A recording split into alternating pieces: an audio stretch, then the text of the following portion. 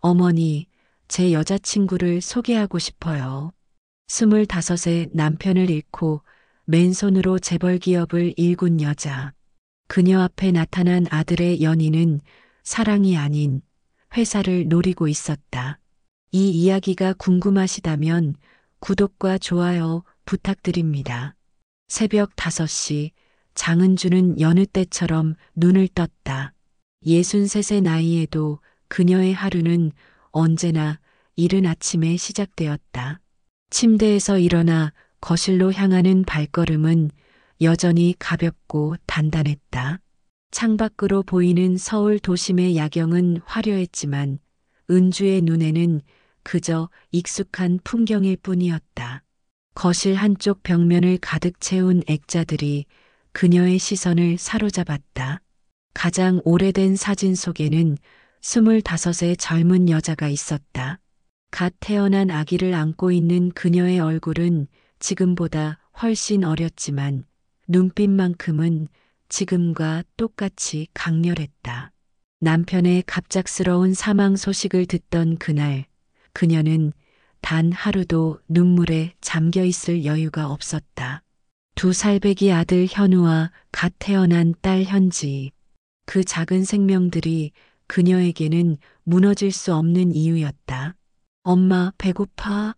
어린 현우의 울음소리가 아직도 귓가에 생생했다. 냉장고를 열었을 때 덩그러니 놓여있던 계란 3개. 통장에 남은 돈은 고작 12만 원. 장례식 비용을 치르고 남은 돈이라고는 그게 전부였다. 은주는 그날부터 바늘을 잡았다.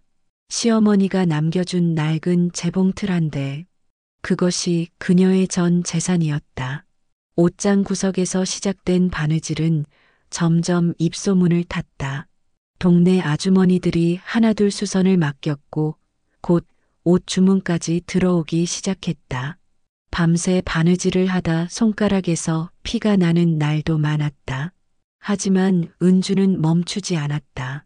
아이들이 잠든 새벽 재봉틀 소리만이 고요한 방을 가득 채웠다. 이모, 이 바지 좀 줄여주세요. 언니, 치마 하나만 만들어줄 수 있어요? 주문이 늘어날수록 은주의 손은 더 빨라졌다. 그리고 3년이 흘렀을 때 그녀는 작은 봉제 공장을 차릴 수 있었다. 직원 5명으로 시작한 공장. 하루에 16시간씩 일했다. 새벽 4시에 일어나 동대문 시장에서 원단을 구해오고 오전 내내 재단을 하고 오후에는 직원들과 함께 바느질을 했다. 저녁에는 아이들 밥을 챙기고 밤에는 다시 공장으로 돌아가 검수를 했다. 엄마, 어디가? 10살이 된 현우가 눈을 비비며 물었다. 일 좀 보고 올게.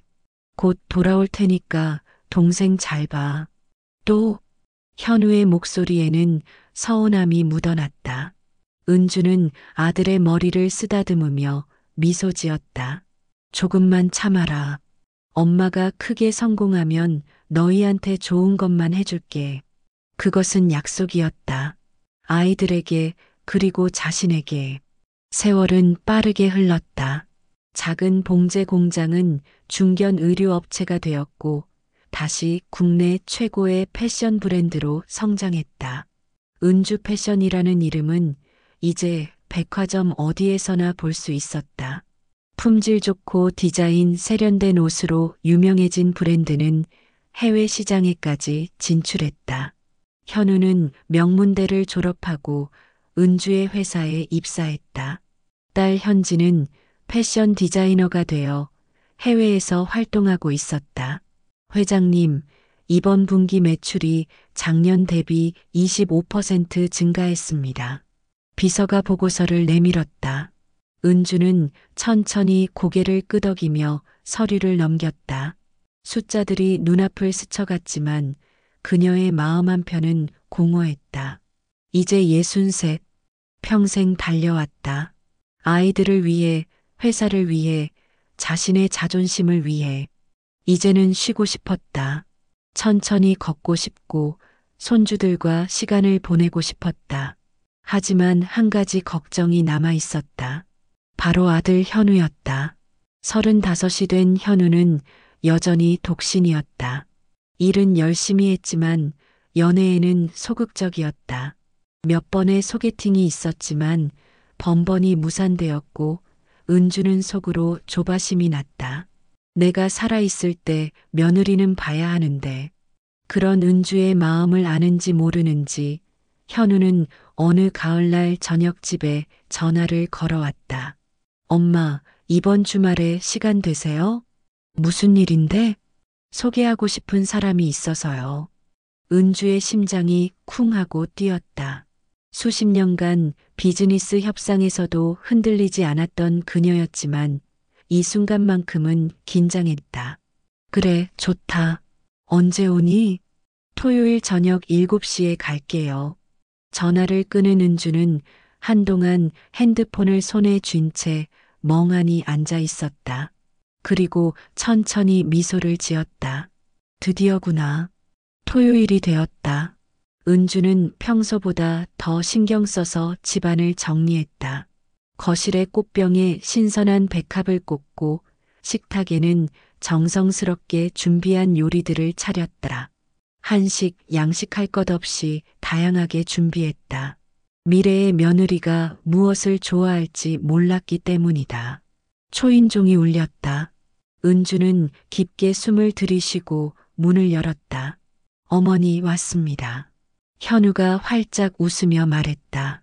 그 옆에는 한 여자가 서 있었다. 안녕하세요, 어머님. 송혜린이라고 합니다. 여자는 공손하게 고개를 숙이며 인사했다. 은주는 그녀를 천천히 살펴보았다. 키는 165cm 정도. 단정한 헤어스타일에 옷차림은 깔끔했고 가방과 구두는 명품이었지만 과하지 않았다. 첫인상은 나쁘지 않았다. 어서 와요. 많이 기다렸어요. 은주는 부드럽게 웃으며 두 사람을 거실로 안내했다. 혜리는 자연스럽게 신발을 벗고 실내화를 신었다. 그 모습에서 예의 바름이 느껴졌다. 앉으세요. 편하게 있어요. 식사는 화기애애하게 진행되었다. 혜리는 질문에 정확하게 답했고 말투는 공손하면서도 자신감이 있었다. 어머님 요리 솜씨가 정말 대단하세요. 이렇게 맛있는 갈비찜은 처음 먹어봐요. 고마워요.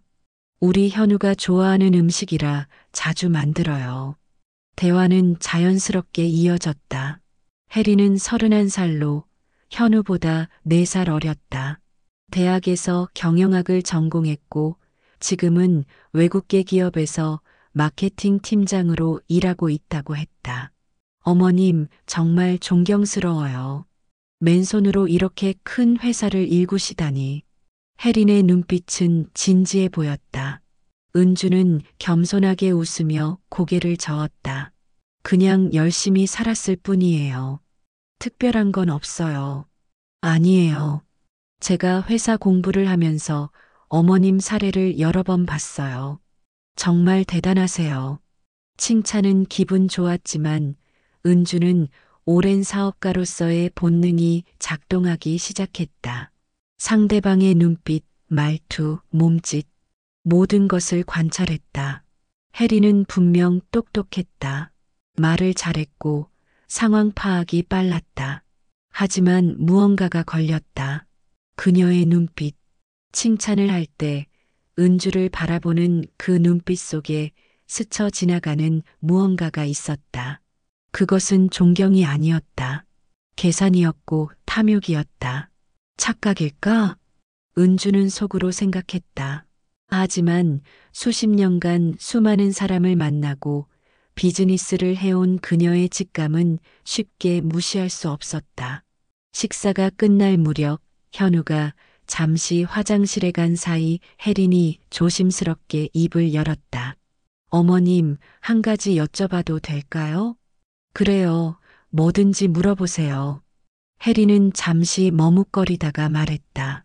혹시 회사 지분 일부를 결혼 전에 미리 정리해 주실 생각은 없으신가요? 은주의 손이 멈췄다. 귀를 의심했다. 갑자기 그게 무슨 말이에요? 아, 그러니까요. 남편이 될 사람이 안정된 자리에 있어야 저도 안심이 되거든요. 결혼이라는 게 서로 믿음 위에 세워지는 거잖아요. 혜린의 목소리는 여전히 공손했지만 그 내용은 충격적이었다. 약혼도 하지 않았는데 벌써 회사 지분을 이야기하다니. 은주는 겉으로는 미소를 유지했지만 속으로는 차가운 경계심이 일어났다. 그건 천천히 생각해 봐야 할 문제 같은데요. 물론이에요, 어머님. 저도 그냥 미리 말씀드려 본 거예요. 현우가 돌아왔고 대화는 다시 일상적인 주제로 돌아갔다. 하지만 은주의 마음속에는 깊은 의심이 자리 잡았다. 두 사람이 떠난 후 은주는 혼자 거실 소파에 앉아 긴 한숨을 내쉬었다. 내가 너무 예민한 걸까? 아니면 정말로 저 아이가 회사를 노리는 걸까? 창밖의 야경은 여전히 화려했지만 은주의 마음은 어느 때보다 무겁고 어두웠다. 그날 밤 은주는 잠을 이루지 못했다. 침대에 누워서도 송혜린의 얼굴이 눈앞을 떠나지 않았다.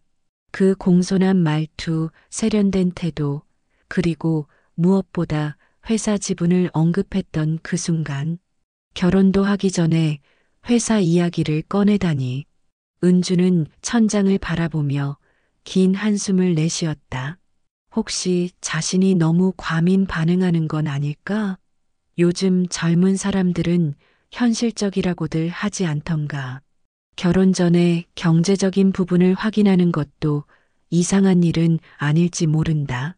하지만 사업을 하며 수많은 사람을 만나온 은주의 본능은 쉽게 가라앉지 않았다. 일단 지켜봐야겠어. 섣불리 판단하면 현우와의 관계만 나빠질 테니까. 다음 날 아침 은주는 평소처럼 회사로 출근했다. 하지만 머릿속은 온통 어젯밤 일로 가득했다. 회의 중에도 서류를 검토할 때도 집중이 되지 않았다. 회장님, 괜찮으세요? 안색이 좋지 않으신데요. 비서 김미영이 걱정스러운 표정으로 물었다. 아, 괜찮아요. 그냥 어젯밤에 잠을 못 잤어요. 무슨 일 있으세요? 은주는 잠시 망설이다가 고개를 저었다. 아직 확실한 것도 없는데 다른 사람에게 이야기할 수는 없었다. 아니에요. 그냥 나이 탓인가 봐요. 며칠이 지났다. 현우는 연신 혜린 이야기를 했다. 얼마나 착한지, 얼마나 똑똑한지, 얼마나 자신을 잘 이해해 주는지. 아들의 눈빛에는 사랑이 가득했다. 엄마, 혜린이 정말 좋은 사람이에요. 저 이번엔 진짜인 것 같아요. 은주는 아들의 행복한 얼굴을 보며 복잡한 심정이 들었다. 혹시 자신의 의심이 틀렸다면? 진짜 좋은 사람을 의심해서 아들의 행복을 망치는 건 아닐까? 조금만 더 기회를 줘보자. 그러던 어느 목요일 오후 예상치 못한 전화가 걸려왔다. 여보세요. 장은주 회장님 되시죠? 저는 송지연이라고 합니다. 송지연이요? 네, 송혜린의 어머니입니다. 혹시 시간 되시면 뵙고 싶은데요. 은주는 순간 긴장했다. 혜린의 어머니라니. 갑작스러운 연락이었다. 무슨 일로 그러시는데요? 전화로는 좀 그렇고요. 직접 만나서 이야기하면 안 될까요? 우리 애들 일인데 어른끼리 미리 이야기를 나눠야 할 것 같아서요. 목소리는 부드러웠지만 어딘가 강압적인 느낌이 있었다. 은주는 잠시 생각하다가 대답했다. 알겠습니다. 내일 오후 2시에 제 회사로 오시겠어요? 아이고, 회사까지 가긴 그렇고요. 제가 잘 아는 호텔 라운지가 있어요. 거기서 봐요. 상대방이 장소까지 정하는 것에 은주는 약간의 불쾌함을 느꼈지만 일단 만나보기로 했다. 다음 날 은주는 약속 장소로 향했다. 강남의 한 특급 호텔 라운지. 송지연은 이미 자리에 앉아 있었다.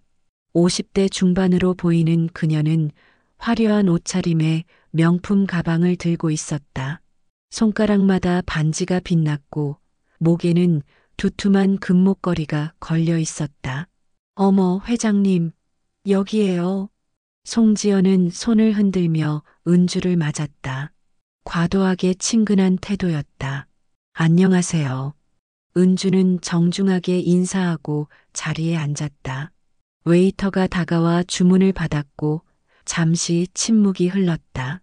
그래서 무슨 일로 저를 만나자고 하신 건가요? 은주가 먼저 입을 열었다. 송지연은 커피를 한 모금 마시고는 천천히 말했다.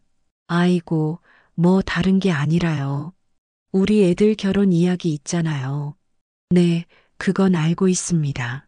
그런데 말이에요, 사부인. 우리 혜린이가 아직 젊고 예쁘잖아요. 요즘 같은 세상에 좋은 조건 찾으려면 얼마든지 찾을 수 있어요.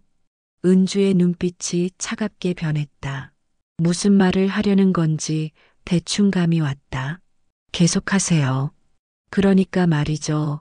우리 딸이 현우 씨한테 시집을 가는 거잖아요. 그럼 좀 확실한 게 있어야 하지 않겠어요? 확실한 게요?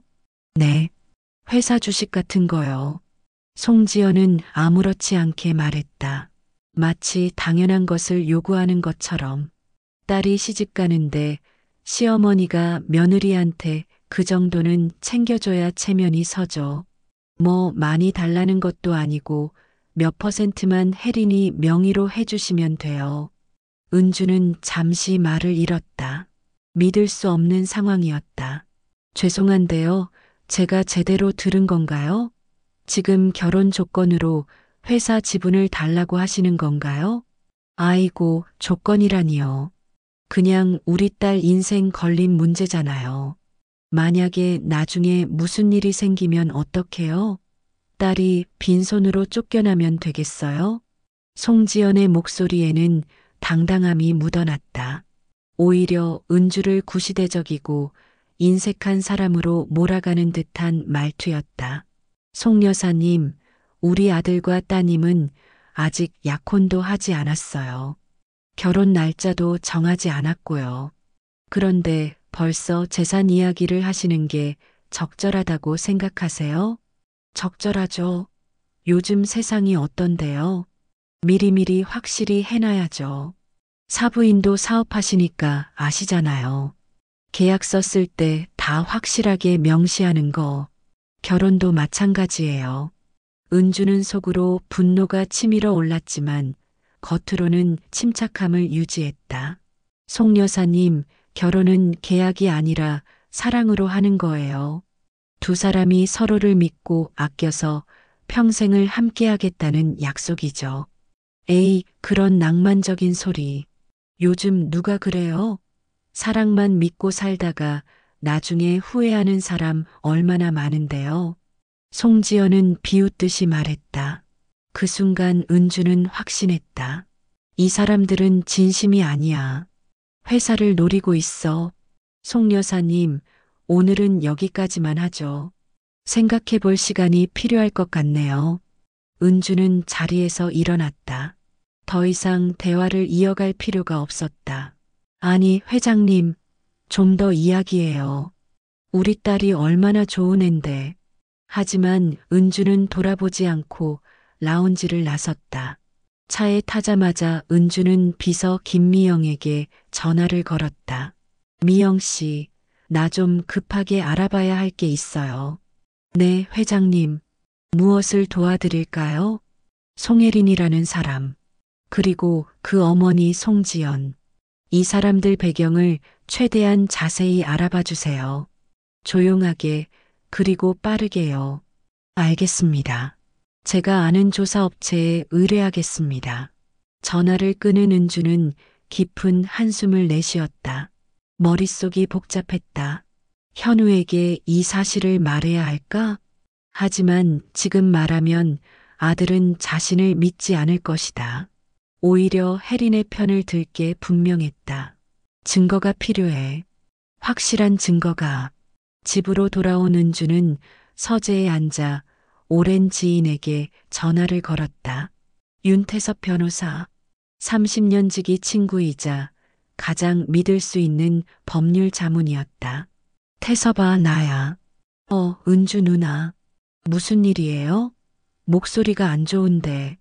급한 일이 생겼어. 내일 시간 좀 낼 수 있어? 물론이죠.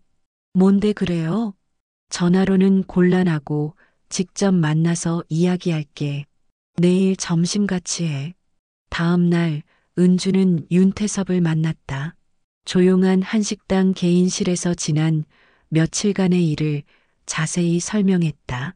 윤태섭은 진지하게 듣더니 천천히 입을 열었다. 누나, 이거 심각한데요. 전형적인 결혼 사기 패턴이에요. 그렇게 생각해? 네. 일단 몇 가지 확인해 봐야 할 게 있어요. 이 사람들의 재정 상태, 과거 결혼 이력, 그리고 다른 사람들과의 관계.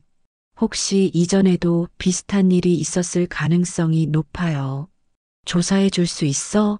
물론이죠. 그런데 누나, 한 가지 조심해야 할 게 있어요. 뭔데? 현우 씨가 지금 사랑에 빠져 있잖아요. 누나가 직접 나서면 오히려 역효과가 날 수 있어요.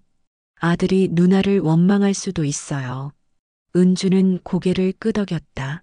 그 점이 가장 두려웠다. 그럼 어떻게 해야 해? 일단 모든 대화를 기록하세요. 만약 송 씨 모녀가 다시 접촉하면 녹음을 하세요. 합법적인 범위 내에서요. 그리고 절대 서두르지 마세요. 곧 진실이 드러날 거예요. 알겠어. 그리고 누나, 제가 믿을 만한 조사 전문가를 소개해 줄게요. 이런 사건 많이 다뤄본 사람이에요. 일주일 후 조사 결과가 나왔다. 은주는 서재에서 두툼한 보고서를 펼쳤다.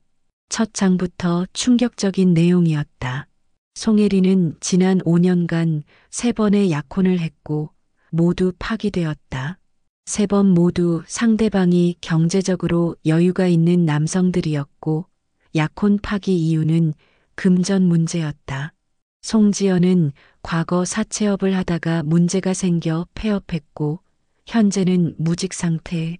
하지만 호화로운 생활을 유지하고 있으며 자금 출처가 불분명했다. 더 충격적인 것은 카카오톡 대화 내용이었다. 조사업체는 어떻게든 혜린의 지인을 통해 일부 대화 내용을 입수했다. 혜린, 현우 오빠 정말 착해. 속이기 딱 좋아. 친구, 너 진짜 결혼할 거야? 혜린, 당연하지. 결혼 전에 지분부터 받아내야 해. 엄마가 그러는데 최소 10%는 받으래. 친구, 미쳤다. 키읔. 근데 회장이 줄까? 혜린, 아들이 좋아 죽으니까 어쩔 수 없이 줄걸. 안 주면 임신이라도 하든가. 은주의 손이 떨렸다. 분노와 배신감이 동시에 밀려왔다. 이 인간들이 내 아들을 장난감으로 생각했어. 보고서에는 더 많은 증거들이 있었다. 송지연이 지인들에게 딸이 재벌집 며느리 되면 평생 편하게 산다라고 자랑했다는 증언. 혜린이 회사 동료들에게 곧 대박 난다라고 말했다는 진술. 모든 것이 계획적이었다. 은주는 보고서를 덮고 창밖을 바라보았다. 해가 지고 있었다. 어둠이 서서히 도시를 덮어갔다. 현우야, 미안하다. 엄마가 너를 아프게 해야겠구나. 은주는 윤태섭에게 다시 전화를 걸었다. 태섭아, 증거 확보했어. 이제 본격적으로 움직여야겠어. 어떻게 하실 건데요? 은주의 목소리는 차갑고 단호했다. 약혼식을 준비할 거야. 그날 모든 걸 끝낼 거야. 누나, 내 아들을 이용하려 한 대가를 치르게 할 거야. 전화를 끄는 은주는 주먹을 꽉 쥐었다. 수십 년간 비즈니스 전쟁터에서 싸워온 그녀였다. 이번에도 질 수 없었다. 아들의 미래를 위해서라면 악역도 기꺼이 감수할 각오였다. 그날 이후 은주는 신중하게 움직였다. 윤태섭 변호사의 조언대로 서두르지 않았다. 증거는 충분했지만 현우를 설득하는 것은 별개의 문제였다. 아들은 지금 사랑에 눈이 멀어 있었다. 어머니의 말보다 연인의 말을 더 믿을 것이 분명했다. 타이밍이 중요해. 너무 일찍 말하면 현우가 날 원망할 거야. 은주는 평소처럼 회사 일을 하고 현우와도 자연스럽게 대화를 나눴다. 아무것도 모르는 척하면서 송씨 모녀의 다음 행동을 기다렸다. 그리고 그 순간은 생각보다 빨리 찾아왔다. 어느 금요일 저녁 현우가 집에 들렀다. 엄마 있어요? 응, 거실에 있어. 들어와. 현우는 평소와 달리 표정이 밝지 않았다. 무언가 고민이 있는 듯 했다. 무슨 일 있니? 엄마, 저 혜린이랑 약혼하려고 해요. 은주의 심장이 쿵 하고 내려앉았다. 예상했던 말이었지만 막상 듣고 나니 가슴이 먹먹했다. 그래. 언제? 다음 달 중순쯤 생각하고 있어요. 호텔에서 작은 행사로요. 현우야. 은주는 아들의 손을 잡았다. 따뜻했지만 약간 떨리고 있었다. 네, 엄마. 너 정말 확신해? 혜린 씨와 평생을 함께 할 수 있겠어? 물론이죠. 저 진심이에요. 현우의 눈빛은 진지했다. 하지만 그 눈빛 속에는 확신보다는 간절함이 더 많이 보였다. 엄마가 한 가지만 물어볼게.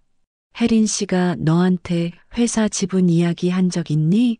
순간 현우의 표정이 굳었다. 그게 어떻게 역시 그랬구나. 은주는 깊은 한숨을 내쉬었다. 현우는 당황한 표정으로 변명하기 시작했다. 엄마, 오해예요.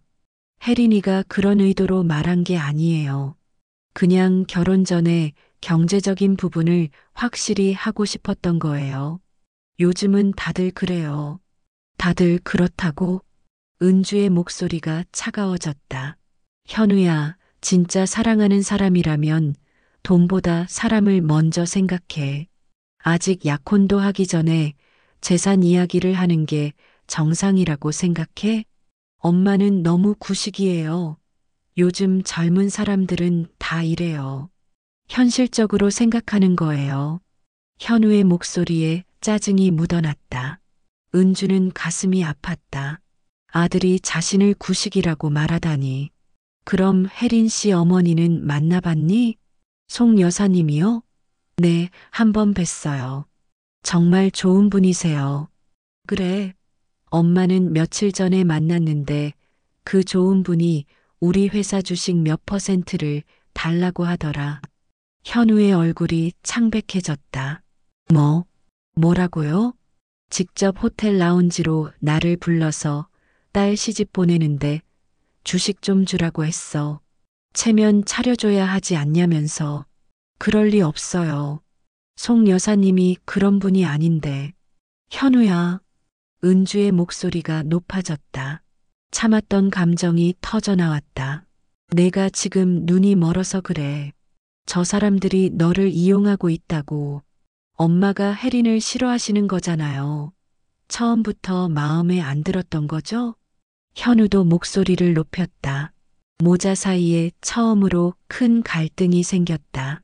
싫어하는 게 아니야. 저 사람들이 우리 회사를 노리고 있다는 걸 알았어. 증거도 있어. 증거요? 무슨 증거요? 은주는 잠시 망설였다. 지금 모든 걸 보여줘야 할까? 하지만 현우의 눈빛을 보니 아직은 아니었다. 보여줘도 믿지 않을 게 분명했다. 나중에 보여줄게. 지금은 날 믿어줘. 엄마가 너를 해칠 리 없잖아. 엄마만 믿으라고요? 제 인생인데요. 저도 이제 35이에요. 제 판단을 믿어주세요. 현우는 화가 나서 자리에서 일어났다. 저 약혼할 거예요. 엄마가 반대하셔도 할 거예요. 현우야. 하지만 아들은 돌아보지 않고 집을 나갔다. 문이 쾅 하고 닫히는 소리가 은주의 가슴을 후벼 팠다. 혼자 남은 거실에서 은주는 소파에 주저앉았다. 눈물이 흘러내렸다. 수십 년간 비즈니스 협상에서도 울지 않았던 그녀가 아들 앞에서는 무너졌다. 내가 잘못하고 있는 걸까? 아들의 행복을 망치고 있는 걸까? 하지만 곧 고개를 들었다. 눈물을 닦아냈다. 아니야. 지금은 아들이 날 원망해도 나중에는 알게 될 거야. 내가 왜 이랬는지. 다음 날 현우는 혜린에게 모든 것을 이야기했다. 우리 엄마가 너를 의심하고 있어. 카페에서 마주 앉은 혜린의 표정이 굳었다. 의심이요? 저를요? 응. 너랑 내 어머니가 우리 회사를 노린다고 생각하시는 것 같아. 혜린은 잠시 침묵하다가 눈물을 글썽이며 말했다. 오빠, 저 정말 상처받았어요. 제가 그런 사람으로 보여요? 아니야, 혜린아. 나는 너를 믿어. 저는 오빠를 진심으로 사랑해요. 돈이나 회사 때문이 아니에요. 혜린은 현우의 손을 꽉 잡았다. 눈물이 볼을 타고 흘러내렸다. 어머님이 저를 오해하시는 게 너무 슬퍼요. 제가 뭘 잘못했을까요? 아니야, 내 잘못이 아니야. 엄마가 너무 예민하신 것뿐이야. 현우는 혜린을 안았다. 그 순간 혜린의 입꼬리가 살짝 올라갔다. 현우는 보지 못했지만 그날 저녁 혜린은 어머니 송지연에게 전화를 걸었다. 엄마, 장 회장이 우릴 의심하고 있대. 뭐, 어떻게 알았어? 현우 오빠가 말해줬어. 증거도 있다나 봐. 전화기 너머로 송지연의 당황한 목소리가 들렸다. 증거? 무슨 증거? 우리가 뭘 잘못했다고. 엄마, 조심해야겠어. 이러다 일 다 틀어질 수도 있어. 걱정 마. 내가 알아서 할게. 너는 현우만 잘 붙잡고 있어. 절대 놓치면 안 돼. 알았어. 혜리는 전화를 끊고 거울을 보았다. 눈물 흘린 흔적이 남아 있었다. 연기는 완벽했다. 장 회장, 당신이 아무리 막아도 소용없어. 현우는 이미 내 편이야. 며칠 후 송지연은 다시 은주에게 전화를 걸었다. 회장님, 저예요. 송지연. 은주는 차갑게 대답했다. 무슨 일이세요? 아이고, 그렇게 차갑게 나오시면 어떡해요. 우리 곧 사돈 될 사이잖아요. 사돈이 될지는 아직 모르죠. 회장님, 저희 혜린이가 울면서 전화했어요. 어머님이 자기를 싫어하신다고. 얼마나 상처받았는지 몰라요. 은주는 비웃음이 나왔지만 참았다. 송 여사님, 솔직하게 이야기합시다. 당신들이 원하는 게 뭡니까? 원하는 게 뭐긴 뭐예요? 우리 딸 행복이죠. 행복이요? 아니면 우리 회사 지분인가요? 송지연의 목소리가 약간 높아졌다. 회장님, 그게 무슨 말씀이세요? 저희가 지분을 탐낸다는 건가요? 그렇게 생각하시면 됩니다. 어머, 이럴 수가. 우리 혜린이가 얼마나 착한 애인데. 회장님이 너무 심하신 거 아닌가요? 착하다면 왜 아직 약혼도 안 한 상태에서 지분 이야기를 합니까? 착하다면 왜 당신이 호텔로 저를 불러서 주식을 달라고 합니까? 송지연은 잠시 말문이 막혔다. 그건 그냥 미리 이야기해 본 거예요. 잘못된 건가요? 잘못됐죠. 아주 많이. 회장님, 너무하시네요. 우리 애들 사랑하는데 어른이 왜 방해를 해요? 방해가 아니라 보호입니다. 제 아들을 이용하려는 사람들로부터 이용이라니 증거라도 있어요? 은주는 잠시 침묵했다가 차분하게 말했다. 있습니다. 충분히. 거짓말.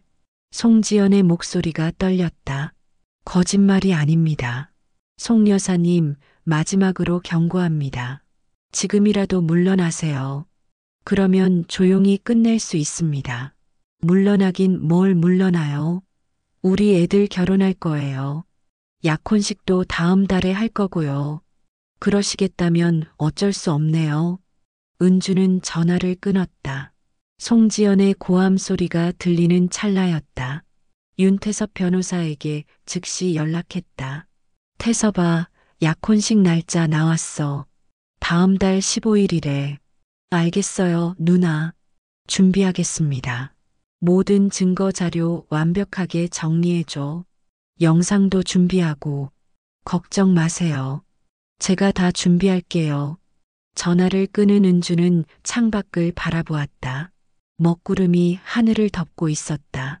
곧 폭풍이 올 것 같았다. 현우는 여전히 어머니와 대화를 끊고 지냈다. 회사에서 마주쳐도 업무적인 이야기만 할 뿐 사적인 대화는 나누지 않았다. 은주는 매일 밤 잠들기 전에 아들의 어릴 적 사진을 보았다. 환하게 웃고 있는 현우. 엄마 사랑해. 하고 외치던 그 아이. 조금만 참아라, 현우야. 엄마가 곧 진실을 보여줄게. 약혼식이 이틀 앞으로 다가왔다. 은주는 마지막으로 현우에게 메시지를 보냈다. 현우야, 약혼식 날 엄마가 너한테 보여줄 게 있어. 그 후에도 약혼을 하겠다면 엄마는 더 이상 말리지 않을게.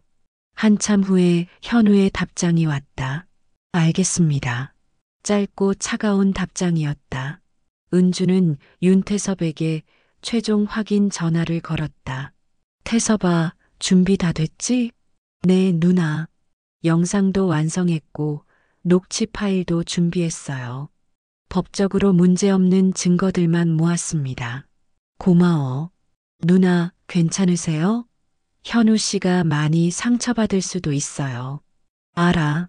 하지만 지금 상처받는 게 나중에 인생 망치는 것보다 나아. 그렇죠. 화이팅입니다, 누나. 약혼식 전날 밤 은주는 잠들지 못했다. 내일이면 모든 게 끝난다. 아들이 진실을 알게 된다. 그리고 아마도 한동안 자신을 원망할 것이다. 하지만 어쩔 수 없었다. 이것이 어머니가 할 수 있는 마지막 사랑이었다. 약혼식 당일 아침 은주는 평소보다 일찍 일어났다. 창밖으로 맑은 햇살이 들어왔다. 화창한 날씨였다. 하지만 은주의 마음은 폭풍 전야처럼 무겁고 복잡했다. 오늘이면 모든 것이 끝난다. 거울 앞에 선 은주는 천천히 정장을 입었다. 짙은 네이비색 원피스에 진주 목걸이. 단정하면서도 위험 있는 차림이었다. 손은 떨리지 않았다. 수십 년간 비즈니스 전쟁에서 단련된 그녀였다. 현우야, 엄마를 용서해. 핸드폰을 확인했다. 윤태섭 변호사에게서 메시지가 와 있었다. 누나, 모든 준비 완료했습니다. 오후 3시에 호텔에서 뵙겠습니다. 은주는 깊게 숨을 들이쉬었다. 약혼식 장소는 강남의 한 특급 호텔이었다. 송씨 모녀가 선택한 곳이었다. 화려한 샹들리에가 빛나는 대형 연회장. 하객들을 위한 뷔페는 최고급으로 준비되었고 꽃 장식도 호화로웠다. 와, 정말 대단한데요? 역시 재벌 집안은 다르네. 일찍 도착한 하객들이 감탄사를 연발했다. 대부분은 송씨 측 지인들이었다. 혜린의 친구들, 송지연의 친척들. 그들은 이미 샴페인을 들고 축하 분위기를 만들고 있었다. 오후 2시 은주가 도착했다. 입구에서 송지연이 환하게 웃으며 맞았다. 아이고, 사부인. 오셨어요? 어머, 오늘 정말 멋지시네요. 과도하게 친근한 태도였다. 마치 이미 사돈이 된 것처럼. 안녕하세요. 은주는 짧게 인사하고 자리로 향했다. 송지연은 뒤따라오며 계속 말을 걸었다. 사부인, 오늘 정말 기쁜 날이죠? 우리 애들 얼마나 잘 어울리는지 몰라요. 호호. 은주는 대답하지 않았다. 연회장을 둘러보았다. 무대 위에는 대형 스크린이 설치되어 있었다. 원래는 신랑 신부의 사진을 보여주기 위한 것이었다. 저기에 진실이 나올 거야. 오후 2시 30분 현우가 도착했다. 검은색 정장을 입은 그는 긴장한 표정이었다. 은주와 눈이 마주쳤지만 현우는 고개를 돌렸다. 여전히 어머니에게 화가 나 있는 듯 했다. 조금만 참아라, 아들아. 오후 2시 45분 혜린이 등장했다. 하얀 드레스를 입은 그녀는 정말 아름다워 보였다. 머리는 우아하게 올렸고 화장은 완벽했다. 하객들의 시선이 일제히 그녀에게 쏠렸다. 와, 신부 정말 예쁘다. 천생연분이네. 박수 소리가 터져 나왔다. 혜리는 미소 지으며 현우에게 다가갔다. 두 사람은 무대 앞에 섰다. 사회자가 마이크를 잡았다. 여러분, 오늘 이 자리에 참석해 주셔서 감사합니다. 장현우 씨와 송혜린 씨의 약혼식을 시작하겠습니다. 박수 소리가 울려 퍼졌다. 화려한 음악이 흘러나왔다. 먼저 신랑 신부의 사랑 이야기를 담은 영상을 보시겠습니다. 스크린에 불이 들어왔다.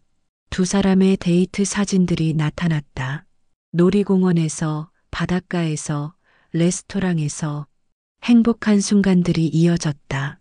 하객들은 감동한 표정으로 영상을 지켜봤다. 하지만 영상이 끝나갈 무렵 갑자기 화면이 멈췄다. 뭐지? 사회자가 당황했다. 그리고 다음 순간 스크린에 전혀 다른 화면이 나타났다. 카카오톡 대화창이었다. 혜린 현우 오빠 정말 착해. 속이기 딱 좋아 키읔키읔. 친구 너 진짜 결혼할 거야? 혜린 당연하지. 결혼 전에 지분부터 받아내야 해. 친구 미쳤다 키읔키읔키읔 근데 회장이 줄까? 혜린 아들이 좋아 죽으니까 어쩔 수 없이 줄걸. 안 주면 임신이라도 하든가 키읔키읔. 연회장이 순식간에 술렁였다. 저게 뭐야? 설마 진짜야? 하객들의 표정이 굳어갔다. 혜린의 얼굴은 새하얗게 변했다. 저게 아니에요. 저건 조작이에요. 혜린이 급하게 외쳤다. 하지만 스크린은 계속해서 다른 대화를 보여주었다. 혜린 엄마, 장 회장이 우릴 의심하고 있대. 증거도 있다나 봐. 송지연 뭐? 혜린 조심해야겠어. 이러다 일 다 틀어질 수도 있어. 송지연 걱정 마. 내가 알아서 할게. 너는 현우만 잘 붙잡고 있어. 절대 놓치면 안 돼. 혜린 알았어. 돈 생각하니까 기대된다. 히읗히읗. 이번에는 송지연의 얼굴이 창백해졌다. 이게 무슨, 누가 이런 짓을. 하지만 스크린은 멈추지 않았다. 이번에는 녹취 파일이 재생되었다. 송지연의 목소리가 또렷하게 울려 퍼졌다. 딸아, 주식만 확보하면 그 다음은 쉬워. 회사는 우리 거나 다름없어. 안 되면 아이부터 가져. 임신하면 저쪽에서 뭐라도 주겠지. 엄마, 그래도 조심해야 할 것 같아. 장 회장이 만만한 사람이 아니래. 뭐가 조심해? 아들이 우리 편인데. 어머니가 뭘 하겠어. 결혼만 하면 끝이야. 연 회장은 완전히 얼어붙었다. 아무도 말하지 못했다. 충격적인 내용이었다. 하객들은 경악한 표정으로 무대를 바라봤다. 현우는 그 자리에 굳어 있었다. 믿을 수 없다는 표정, 배신감, 분노, 슬픔, 모든 감정이 뒤섞인 얼굴이었다. 혜린아, 현우의 목소리가 떨렸다. 이게 사실이야? 혜린은 눈물을 글썽이며 고개를 저었다. 아니에요. 오빠, 저건 조작이에요. 누군가 우릴 해치려고 만든 거예요. 조작? 이번에는 은주가 일어섰다. 천천히 무대로 걸어갔다. 모든 하객의 시선이 그녀에게 집중되었다. 조작이라고 하셨죠, 송혜린 씨? 은주의 목소리는 차갑고 단호했다. 그럼 이것도 조작인가요? 스크린에 새로운 자료가 나타났다. 혜린의 과거 약혼 기록이었다. 2019년 5월 마이너스 박준영 씨와 약혼. 3개월 후 파기. 사유 금전 문제. 2021년 3월 마이너스 김태훈 씨와 약혼. 2개월 후 파기. 사유 재산 분쟁. 2023년 1월 마이너스 이상훈 씨와 약혼. 1개월 후 파기. 사유 지분 요구. 하객들이 다시 술렁였다. 3번씩이나? 다 돈 문제네. 혜린의 얼굴은 이미 눈물로 범벅이 되어 있었다. 하지만 그 눈물은 더 이상 동정을 얻지 못했다. 송지연이 무대로 뛰어 올라왔다. 장 회장, 이게 무슨 짓이에요? 우리 딸 인생을 망치려고 작정했어요? 인생을 망친 건 당신들입니다. 은주는 조금도 흔들리지 않았다. 제 아들을 이용해서 회사를 가로채려 했죠. 사랑이 아니라 돈이 목적이었어요. 증거가 어디 있어요? 저건 다 조작이라고. 조작이 아닙니다. 이번에는 윤태섭 변호사가 무대로 올라왔다. 저는 윤태섭 변호사입니다. 모든 증거는 합법적인 절차를 거쳐 수집되었습니다. 카카오톡 대화는 송혜린 씨의 지인이 제공했고, 녹취는 공개된 장소에서 이루어진 대화입니다. 법적으로 아무 문제가 없습니다. 송지연은 말문이 막혔다. 그리고 이것도 있습니다. 스크린에 또 다른 문서가 나타났다. 송지연의 과거 사채업 기록, 사기 전과, 그리고 현재 빚더미에 앉아 있다는 금융 기록. 송지연 씨, 당신은 현재 3억 원이 넘는 빚을 지고 있습니다. 그 빚을 갚기 위해 딸을 이용했죠. 이건 송지연은 완전히 무너졌다. 더 이상 변명할 수 없었다. 현우는 비틀거리며 혜린에게서 멀어졌다. 혜린아, 전부 진짜였어? 혜린은 손을 뻗었다. 오빠, 제 말 좀 들어봐요. 처음엔 그럴 생각이었지만 지금은 진짜 오빠를 사랑해요. 그만해. 현우의 목소리는 얼음장처럼 차가웠다. 지금까지의 모든 말이 연극이었군. 당신이 원한 건 사랑이 아니라 권력이었고 회사였어. 아니에요. 당신의 미소도 눈물도 모든 게 거짓이었어. 현우는 약혼 반지를 빼서 바닥에 던졌다. 반지가 바닥에 떨어지며 쨍그랑 소리를 냈다. 다시는 내 앞에 나타나지 마. 혜리는 그 자리에 주저앉았다. 송지연도 더 이상 어떻게 할 수 없었다. 하객들은 수군거리며 하나둘 자리를 떴다. 누구도 송씨 모녀를 동정하지 않았다. 연회장은 순식간에 텅 비었다. 남은 건 무대 위의 혜린, 송지연, 그리고 현우와 은주뿐이었다. 은주는 아들에게 다가갔다. 현우야. 현우는 어머니를 바라봤다. 눈에는 눈물이 가득했다. 엄마, 미안해요. 제가 멍청했어요. 아니야. 은주는 아들을 꽉 안았다. 내 잘못이 아니야. 사랑했던 거잖아. 진심으로. 현우는 어머니 품에서 울음을 터뜨렸다. 35 어른이 아이처럼 울었다. 엄마가 처음부터 말렸는데 제가 엄마 말을 안 들었어요. 괜찮아. 이제 알았으면 됐어. 은주도 눈물을 참지 못했다. 하지만 그 눈물은 안도의 눈물이었다. 아들을 지켰다. 악몽에서 구해냈다. 송지연이 마지막으로 소리쳤다. 장 회장, 당신 이렇게 해서 뭐가 좋아요? 우리 딸 인생 망쳤어. 은주는 차갑게 대답했다. 당신 딸 인생을 망친 건 제가 아니라 당신입니다. 딸을 도구로 쓴 당신 자신이에요. 이 여자가, 그리고 송지연 씨, 송혜린 씨, 두 분은 혼인빙자 사기 혐의로 고소하겠습니다. 저희 법무팀이 이미 준비했습니다. 송지연의 얼굴이 창백해졌다. 고소라니. 피해자는 제 아들입니다. 감정적, 경제적 피해를 모두 입었으니까요. 법정에서 뵙겠습니다. 은주는 현우의 손을 잡고 연회장을 나섰다. 뒤에서 송지연과 혜린의 울음소리가 들렸지만 은주는 돌아보지 않았다. 밖으로 나오자 햇살이 눈부셨다. 현우는 여전히 눈물을 흘리고 있었지만 그 눈빛에는 이제 깨달음이 있었다.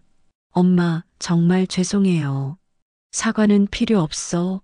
엄마는 내가 행복하기만 바라. 앞으로는 엄마 말 잘 들을게요. 은주는 아들의 머리를 쓰다듬었다. 천천히 가자. 좋은 사람 꼭 만날 거야. 네, 엄마. 두 사람은 호텔을 나와 차에 올랐다. 뒤에 남은 화려한 연회장은 이제 텅 빈 전쟁터였다. 약혼식 사건 이후 석 달이 흘렀다. 송혜린과 송지연은 혼인빙자 사기 혐의로 기소되었다. 재판은 빠르게 진행되었고 증거가 너무나 명확했기에 변호인도 제대로 된 반론을 펼치지 못했다. 결국 법원은 두 사람에게 유죄 판결을 내렸다. 송지연은 징역 1년에 집행유예 2년, 송혜린은 징역 6개월에 집행유예 1년. 그리고 현우에게 정신적 피해에 대한 위자료 5천만 원을 지급하라는 판결이었다. 피고인들은 피해자의 감정과 신뢰를 악용하여 재산상 이익을 취하려 했으며 이는 명백한 사기 행위에 해당합니다. 판사의 목소리는 단호했다. 법정을 나서는 송씨 모녀의 얼굴은 초췌했다. 언론이 대대적으로 보도하면서 그들은 사회적으로 완전히 매장당했다. 더 이상 예전의 화려한 삶으로 돌아갈 수 없었다. 은주는 법정 밖에서 그들을 바라봤다. 동정심은 들지 않았다. 다만 안도감만 있었다. 이제 끝났어. 현우는 그날 이후 크게 변했다. 처음 몇 주는 방에만 틀어박혀 있었다. 밥도 제대로 먹지 않고 회사에도 나가지 않았다. 배신감과 자책감에 시달렸다. 엄마, 제가 너무 바보였어요. 어떻게 저렇게 속을 수가 있죠? 밤마다 현우는 은주에게 말했다. 은주는 아들의 머리를 쓰다듬으며 위로했다. 사랑했던 거잖아. 그건 바보가 아니야. 순수했던 거지. 하지만 엄마 말 듣지도 않고 구식이라고까지 했는데 괜찮아. 이제 알았으면 됐어. 실수는 누구나 해. 중요한 건 그 실수에서 배우는 거야. 시간이 약이었다. 한 달, 두 달이 지나면서 현우는 조금씩 회복되기 시작했다. 다시 회사에 나가고 업무에 집중했다. 예전보다 더 성실하고 신중해졌다. 회장님, 현우 상무님이 많이 달라지셨어요. 비서 김미영이 말했다. 어떻게? 더 꼼꼼해지셨고 직원들 이야기도 잘 들으시고 뭔가 성숙해지신 것 같아요. 은주는 미소 지었다. 아들이 성장하고 있었다. 그리고 사건이 있은 지 6개월이 지났을 때였다. 현우는 회사의 사회공헌팀과 함께 일하게 되었다. 은주 패션은 매년 저소득층 학생들에게 교복을 무상으로 제공하는 프로그램을 운영하고 있었다. 현우 상무님, 오늘 지역 아동센터 방문 일정 있으시죠? 네, 알고 있습니다. 현우는 직원들과 함께 서울 외곽의 한 지역 아동센터를 방문했다. 새 교복을 전달하고 아이들과 시간을 보내는 행사였다. 센터에 도착하자 아이들이 환하게 웃으며 맞아주었다. 와, 새 옷이다. 감사합니다. 아이들의 순수한 미소를 보며 현우는 마음이 따뜻해졌다. 이런 일이 이렇게 보람 있는 줄 몰랐다. 안녕하세요. 저는 이 센터에서 사회복지사로 일하고 있는 한유진이라고 합니다. 한 여자가 다가와 인사했다. 30 초반으로 보이는 그녀는 단정한 옷차림에 화장기 없는 얼굴이었다. 하지만 눈빛이 맑고 따뜻했다. 아, 안녕하세요. 장현우입니다. 은주 패션에서 매년 이렇게 후원해 주셔서 정말 감사해요. 아이들이 얼마나 좋아하는지 몰라요. 유진은 진심 어린 미소를 지었다. 그 미소가 현우에게는 신선하게 느껴졌다. 계산 없는 순수한 미소였다. 행사가 진행되는 동안 현우는 유진을 자꾸 눈으로 쫓았다. 그녀는 아이들과 자연스럽게 어울렸고 한 명 한 명을 세심하게 챙겼다. 민수야, 이 사이즈가 맞니? 선생님, 저는 파란색이 좋아요. 그래, 파란색으로 골라볼까? 아이들은 유진을 무척 따랐다. 그녀의 주변에는 늘 웃음소리가 넘쳤다. 행사가 끝나고 현우는 용기를 내어 유진에게 다가갔다.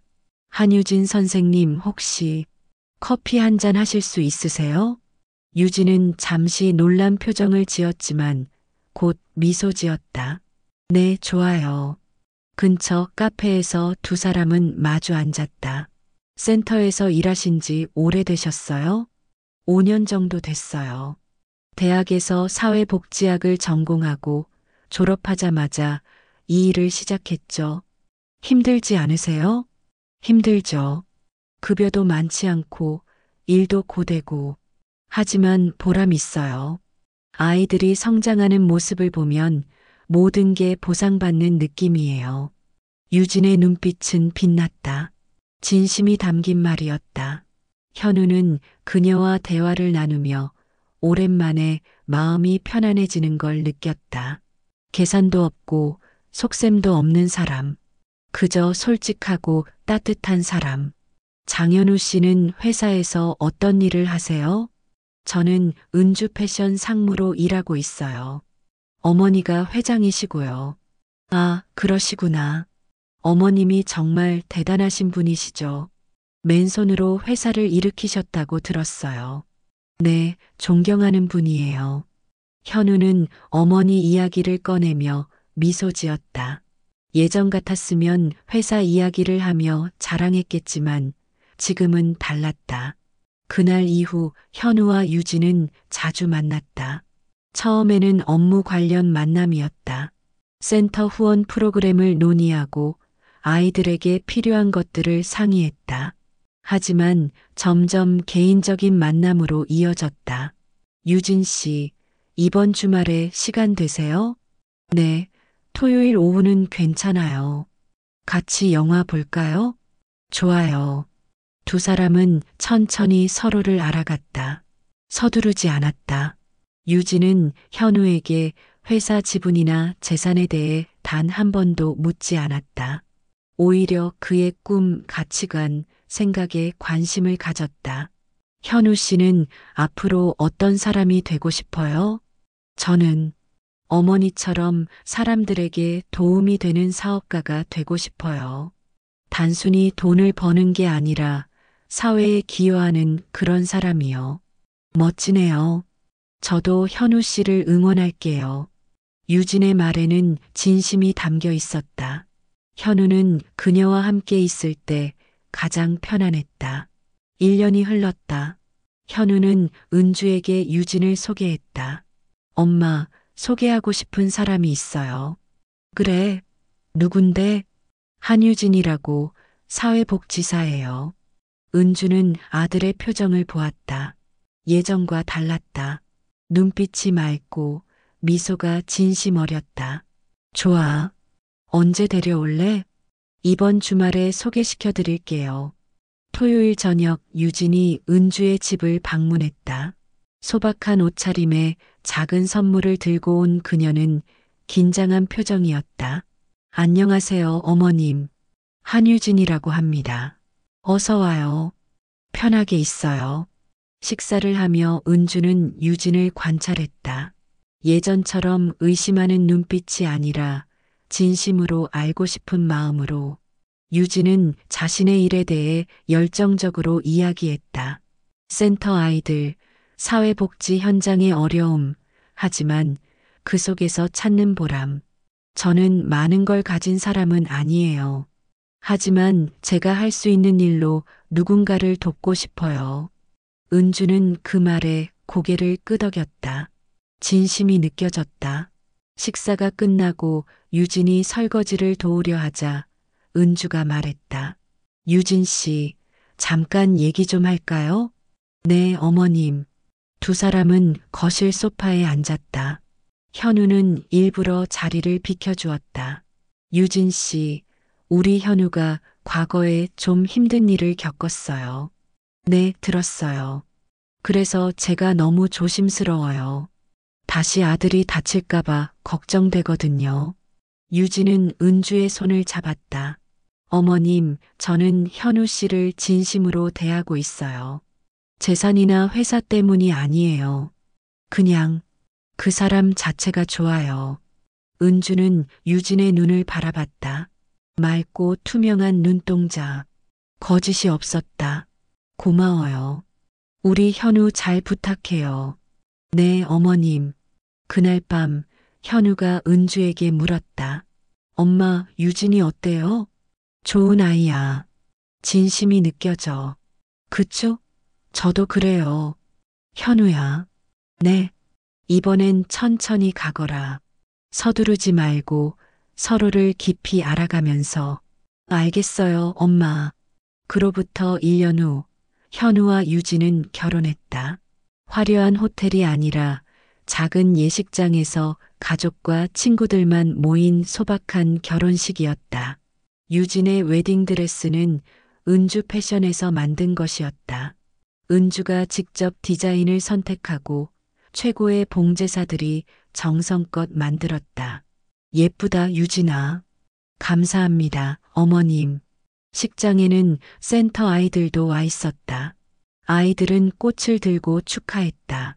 선생님, 결혼 축하해요. 고마워, 얘들아. 현우는 아내가 된 유진의 손을 잡았다. 따뜻했다. 진심이 느껴졌다. 유진아, 행복하게 해줄게. 나도 현우 씨를 행복하게 해줄게. 두 사람은 서로를 바라보며 미소 지었다. 은주는 뒤에서 그 모습을 바라보며 눈시울을 붉혔다. 드디어 우리 아들이 진짜 행복을 찾았구나. 결혼식이 끝나고 피로연에서 은주는 하객들 앞에 섰다. 오늘 이 자리에 와주신 모든 분들께 감사드립니다. 제가 한 가지 말씀드리고 싶은 게 있어요. 모두의 시선이 은주에게 쏠렸다. 인생에서 가장 중요한 건 큰 재산도 높은 지위도 아닙니다. 바로 믿음과 진심입니다. 은주는 현우와 유진을 바라봤다. 이 두 사람은 서로를 진심으로 아끼고 믿고 있습니다. 그게 제일 큰 재산이에요. 제가 평생 사업을 하면서 깨달은 건 결국 사람이 제일 중요하다는 거예요. 박수 소리가 터져 나왔다. 현우야, 유진아. 너희는 그걸 잊지 말거라. 돈이 많아도 믿음이 없으면 불행해. 하지만 돈이 적어도 서로를 믿고 아끼면 행복해질 수 있어. 네, 어머님. 두 사람이 동시에 대답했다. 그로부터 2년이 흘렀다. 은주는 회사 경영에서 은퇴하고 현우에게 회장 자리를 물려주었다. 현우는 유진과 함께 회사를 운영하며 사회공헌 사업을 더욱 확대했다. 은주 패션은 단순한 의류회사가 아니라 사회에 기여하는 기업으로 변모했다. 어느 봄날 오후 은주의 집 거실에는 손주의 웃음소리가 울려 퍼졌다. 할머니, 이거 봐요. 새 살배기 손주 장서준이 그림을 들고 뛰어왔다. 어머, 우리 서준이가 그렸어? 정말 잘 그렸네. 할머니 사랑해요. 할머니도 서준이 사랑해. 은주는 손주를 안으며 행복한 미소를 지었다. 유진은 부엌에서 차를 준비하고 현우는 서재에서 회사 서류를 검토하고 있었다. 평범하지만 따뜻한 일상. 은주는 창밖을 바라보았다. 봄꽃이 만개해 있었다. 아름다웠다. 힘든 시간도 있었지만 결국 잘 끝났어. 오랜 세월 지켜낸 가족. 진심으로 이룬 행복. 그것이 은주가 평생 추구했던 것이었다. 어머님, 차 드세요. 유진이 따뜻한 차를 내왔다. 고마워, 유진아. 너 덕분에 우리 집이 이렇게 따뜻해졌어. 무슨 말씀을요? 제가 더 감사하죠. 현우 잘 부탁해. 물론이죠, 어머님.